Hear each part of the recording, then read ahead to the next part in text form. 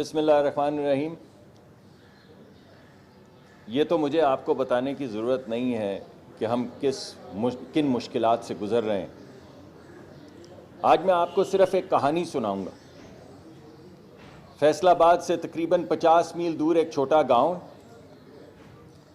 اور اس گاؤں میں ایک چھوٹی سی دکان، ایسی دکان نہیں جو آپ کو گلبرگ میں یا کلفٹن میں یا ڈیفنس میں یا F6 میں نظر آتی، ایسی دکان جس کے اوپر کوئی تختی نہیں ہوتی، کوئی نام نہیں ہوتا۔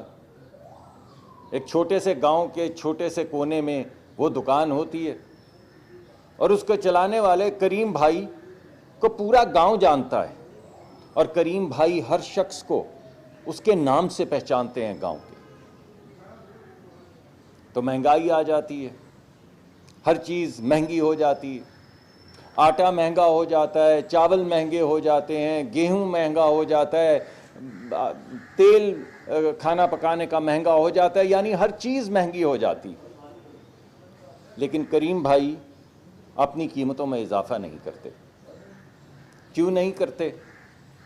کہ جب وہ قیمتوں کے متعلق سوچتے ہیں تو ان کے ذہن میں وہ بیوہ آتی ہے جو روز آ کے آدھا کلو آٹا ان سے خریدتی ہے، کیونکہ 1 کلو آٹا خریدنے کی طاقت اس کے پاس نہیں۔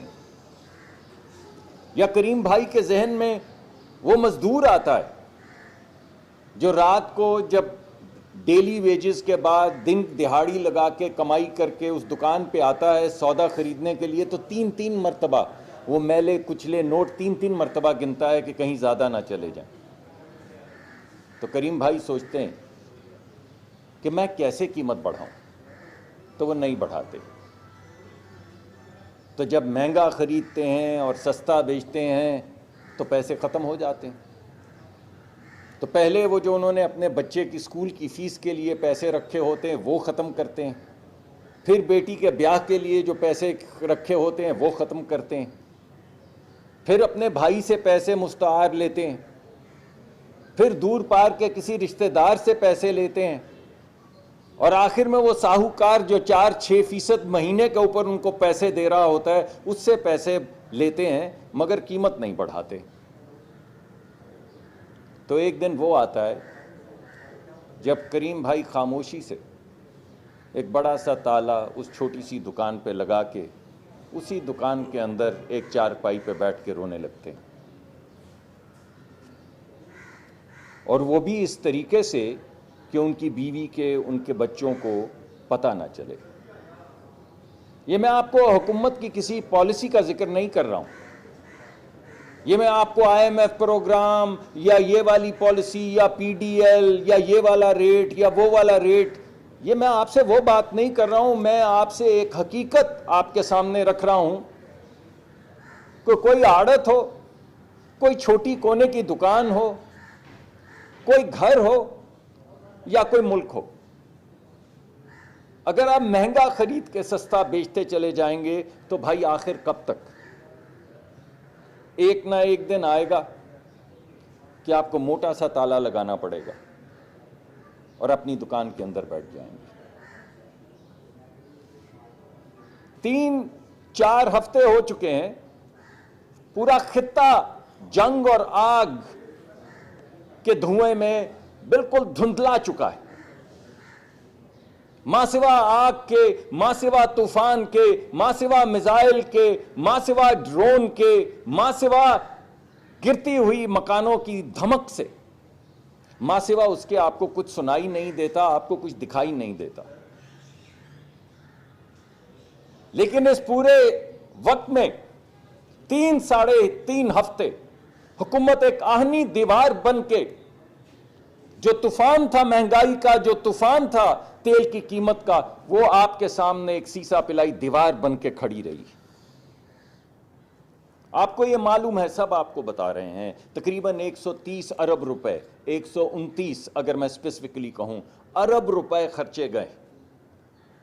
پچھلی حکومتوں کی طرح یہ نہیں کیا گیا کہ جیسے کریم بھائی بینکرپٹ ہو گئے تھے، ملک کو بینکرپٹ کر دیا جائے۔ یہ 130 ارب روپے اپنے ترقیاتی منصوبوں میں سے کاٹ کر دیے گئے عوام کو، اور وہ چھوٹے چھوٹے جو آپ کے سامنے وزیر اعظم نے کے حکم کے ذریعے ہم پیش کرتے رہے، وہ چھوٹے چھوٹے حقیر نذرانے، چاہے وہ وزراء کی تنخواہ تھی، چاہے وہ 50% پیٹرول میں کٹوتی تھی، چاہے وہ 60% گاڑیوں کا تالا لگا کے بند کر دینا تھا، مگر ایک ایک پیسہ جو خرچ کیا گیا وہ بچت سے خرچ کیا گیا، ارسپانسبلٹی سے خرچ نہیں کیا گیا۔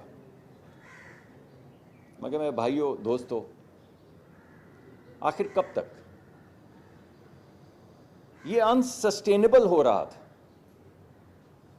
آپ سوچیں، جس طرح کریم بھائی کی میں نے ایگزامپل دی کہ اس نے اپنے بچوں کے لیے کچھ اسکول کے لیے پیسے جمع کر رکھے تھے، کچھ اپنی بیٹی کی شادی کے لیے پیسے جمع کر رکھے تھے، ہمارے ہاں بھی آپ کی خدمت کرنے کے لیے ہم نے جتنی امپورٹ کرنی ہوتی ہے ہم خزانے میں وہ ذخیرہ رکھتے ہیں، اور اگر وہ ذخیرہ گھٹنا شروع ہو جائے جس کو ہم فورن ریزروز کہتے ہیں، تو وہ کب تک گھٹے گا اور کتنا گھٹے گا کہ اس سے پہلے ہم بریک لگا دیں؟ تو ہمارے پاس جو چوائس تھی وہ یہ ہے کہ ہم تیل کی قیمت پاس کر دیں یا تیل لا ہی نہ سکے، یعنی جو ڈالر چاہیے تیل لانے کے لیے وہ ڈالر ہی نہ رہیں۔ تو ہم نے ارسپانسبلٹی نہیں، رسپانسبلٹی کے ساتھ فیصلہ کیا کہ اگر حکومت کے خزانے میں اتنی جگہ نہیں ہے تو اس تیل کی بڑے بھاری دل سے اس تیل کی بڑھتی ہوئی قیمت جو ہے اس کو پاس آن کر دیا جائے، مگر پاس آن غریب پر نہیں کیا جائے، غریب پر نہیں کیا جائے۔ یہ وزیر اعظم کا فیصلہ ہے۔ وزیر اعظم نے کہا پرائس بڑھائیں، مگر صرف ان لوگوں پر، وہ بھی بھاری دل سے، جو صاحب حیثیت ہے۔ تو اس ملک میں غریب کو بچائیں۔ تو اس ملک میں غریب کون ہے بھائی؟ آپ صبح نکلتے ہیں تو کوئی امیر زادہ تو آپ کو بس میں سفر کرتا نہیں ملتا، تو بسوں کے کرائے جو ہیں وہ وفاقی حکومت میں بھی، پنجاب میں بھی اور دیگر صوبے بھی اس پہ کام کر رہے ہیں، وہ مفت کر دی گئی۔ اور غریب کون ہے؟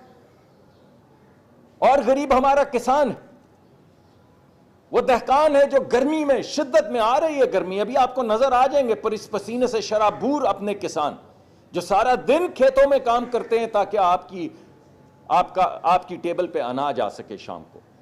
تو یہ فیصلہ کیا گیا کہ 1500 روپے پر ایکڑ غریب کسان کو دیے جائیں جس کے پاس 25 ایکڑ تک کی زمین ہے، امیر اپنا بوجھ خود اٹھائیں۔ تو غریب کو بچایا گیا۔ اور غریب کون؟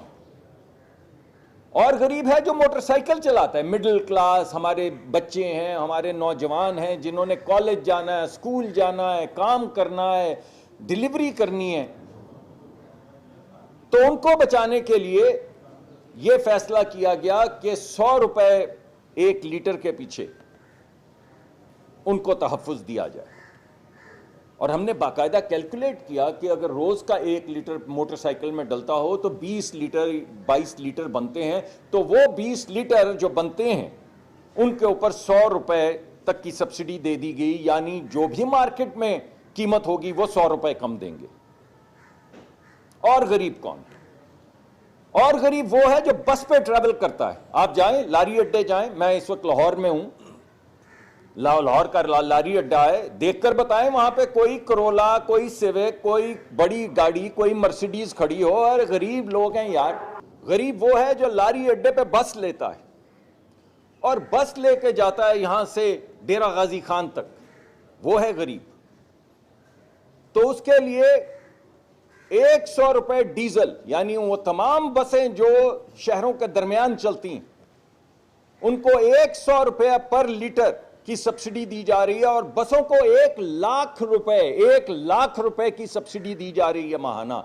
مگر اس ہدایت کے ساتھ، اور سخت ہدایت کے ساتھ، کہ آپ اگر 1 لاکھ روپے خزانے سے لیں گے تو اب آپ قیمتیں نہیں بڑھائیں گے۔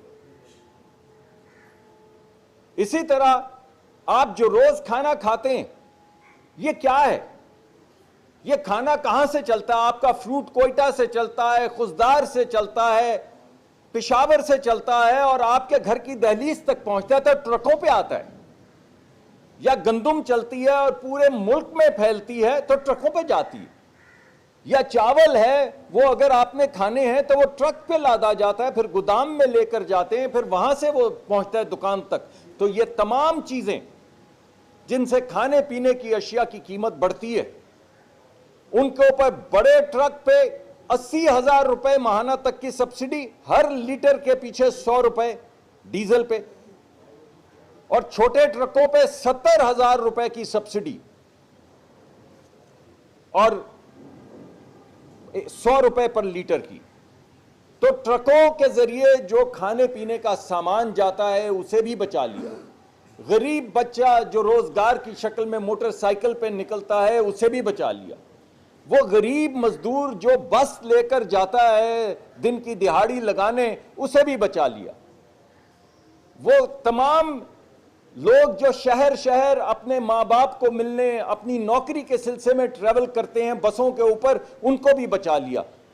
تو صرف وہ لوگ جو صاحب حیثیت جو موٹر گاڑیاں 1-1 کروڑ روپے کی چلا رہے ہیں ان لوگوں پہ کچھ اضافی بوجھ پڑا ہے، باقی سب کو بچا لیا.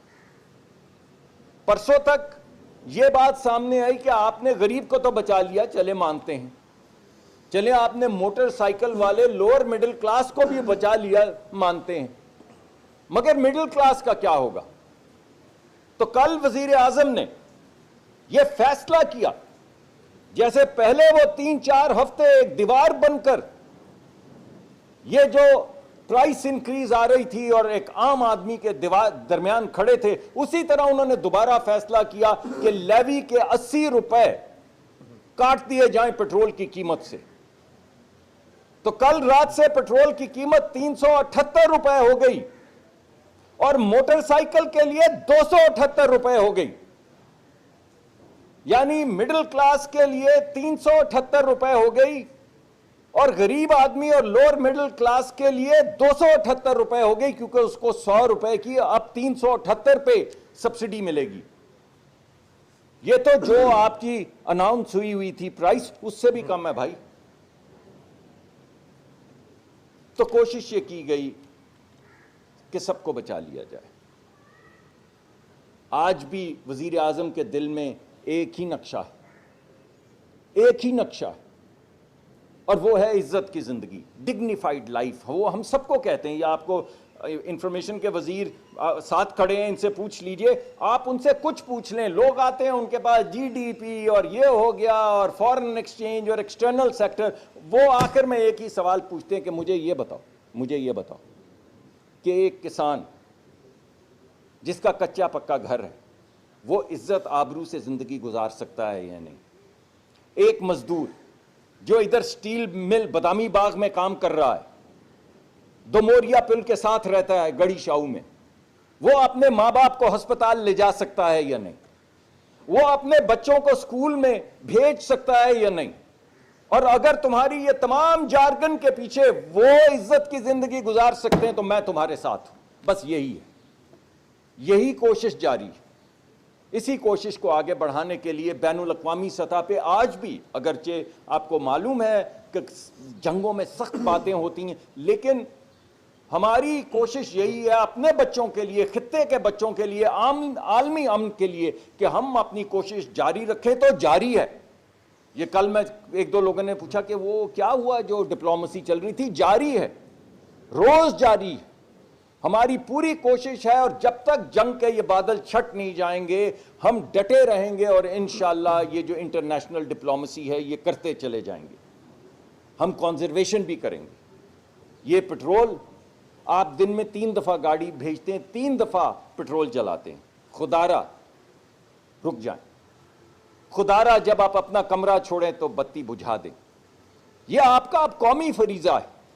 اور وزیر اعظم نے یہ نہیں کہا کہ آپ بتی بجھا دیں. کل آپ نے دیکھا انہوں نے بتایا کہ میں نے بغیر وزراء سے پوچھے یہ کہا ہے کہ کابینہ کی 2 مہینے نہیں 6 مہینے کی تنخواہ، چاہے وہ ایک قطرہ ہو، ایک قطرہ، وہ قطرہ ہم قومی خزانے میں ڈالتے ہیں. تو بھائی وہ قطرہ ہی ہے، قطرے سے بھی کم ہے، مگر ایک لائٹ بجھانے سے تو زیادہ ہے، ایک پھیرا مارکیٹ کا چکر لگانے سے تو زیادہ ہے. تو آپ بھی ایک قطرہ ڈال دیں، یہی قطرہ قطرہ دریا بنے گا.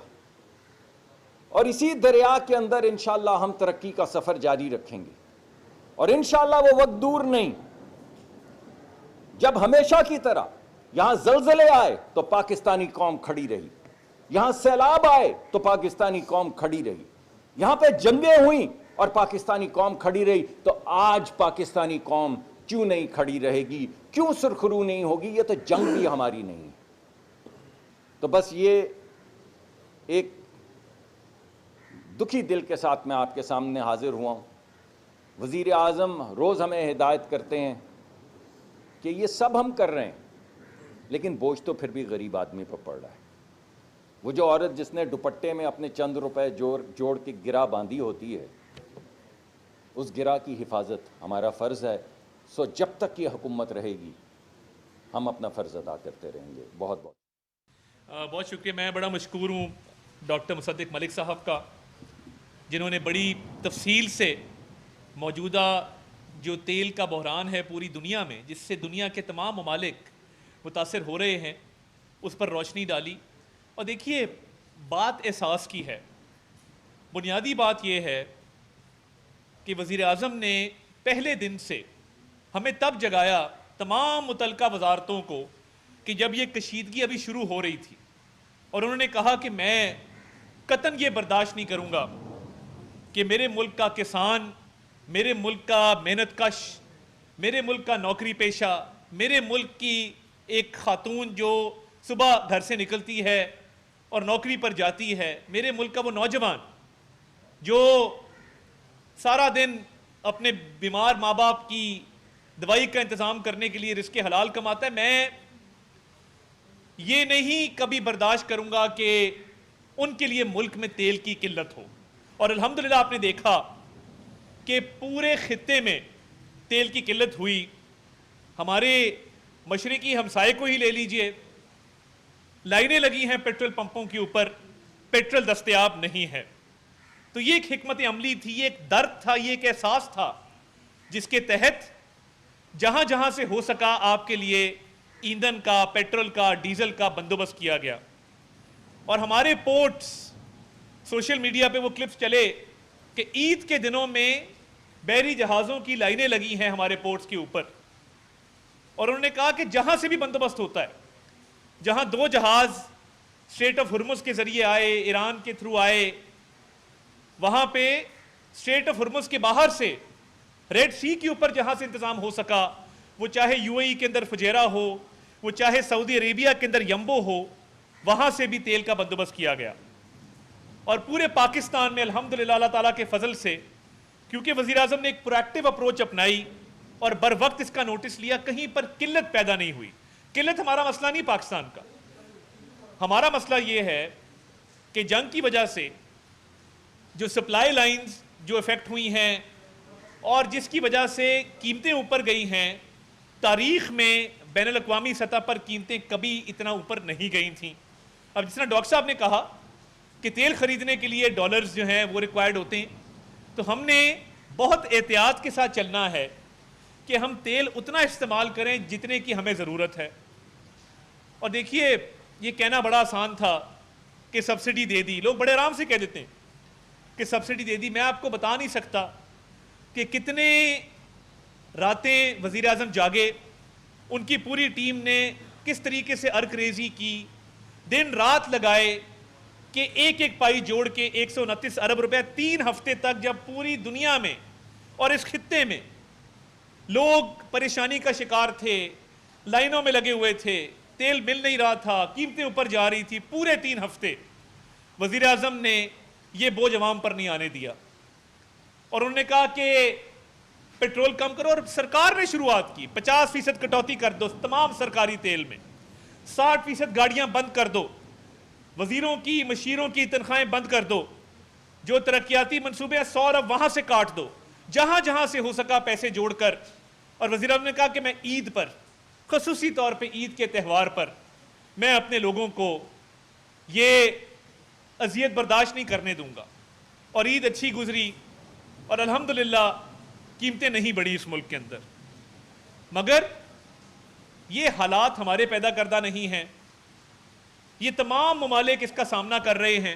اور جب کشیدگی بڑھی تو آپ نے دیکھا کہ اب وہ ٹائم آیا کہ جب ایک نیشنل رسپانس کی ضرورت تھی.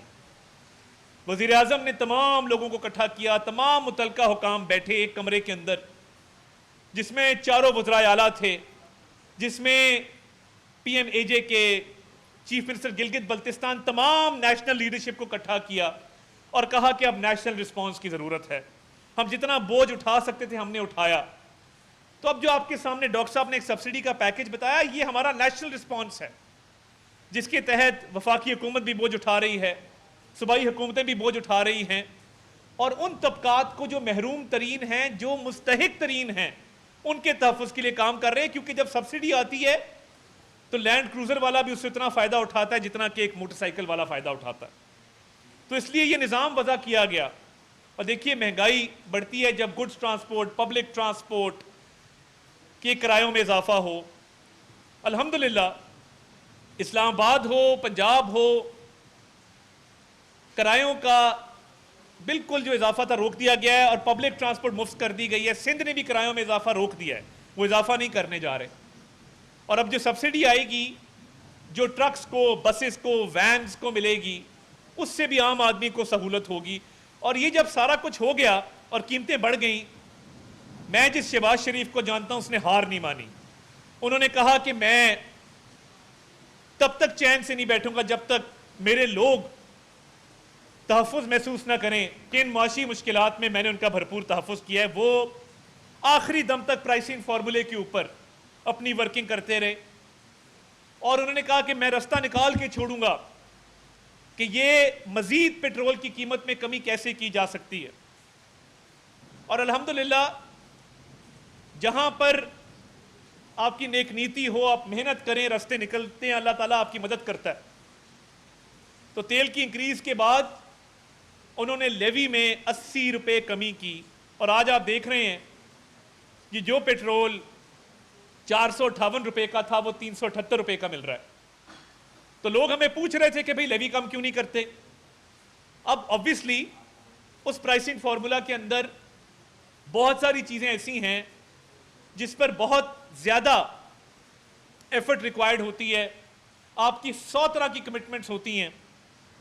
مگر وزیر اعظم نے کہا کہ میں عوام کو ریلیف دے کر رہوں گا, مجھے ان کے دکھ کا, درد کا احساس ہے, اور یہ ان کی کاوش تھی کہ جس سے 80 روپے کی یہ مزید کمی کی گئی. اور ابھی بھی وہ روز ایک جائزہ اجلاس ہوتا ہے, تمام متعلقہ وزارتوں کو وہ کٹہرے میں کھڑا کرتے ہیں اور وہ کہتے ہیں مجھے آج کی کارکردگی بتاؤ کہ آج تم نے عوام کو سہولت دینے کے لیے کیا کیا ہے.